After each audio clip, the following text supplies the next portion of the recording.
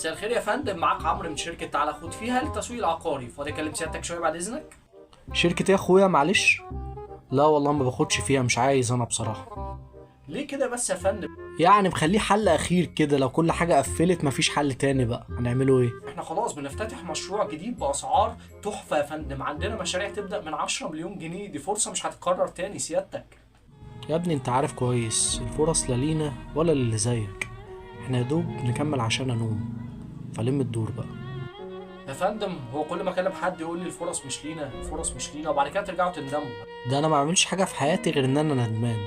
طب وعايز تندم تاني ليه سيادتك؟ دي فرصة تحت رجلك.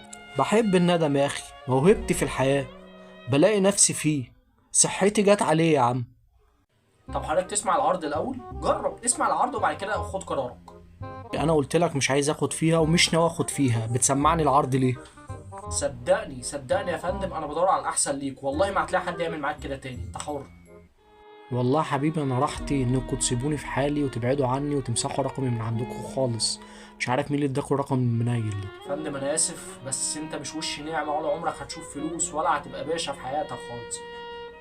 ما هو ده اللي انا بحاول اوصله لك من اول المكالمة. ده وش 10 مليون؟ سيبوني في حالي يا عم، سيبوني في حالي يابا. طب بص بقى، انا جايب لك لقطه في حاجه ب9 مليون بس اصغر شويه. تيجي معاك سكه؟ بقول لك يا اسطى، عندي سؤال ليك بس، انت بتاخد فيها يا اسطى؟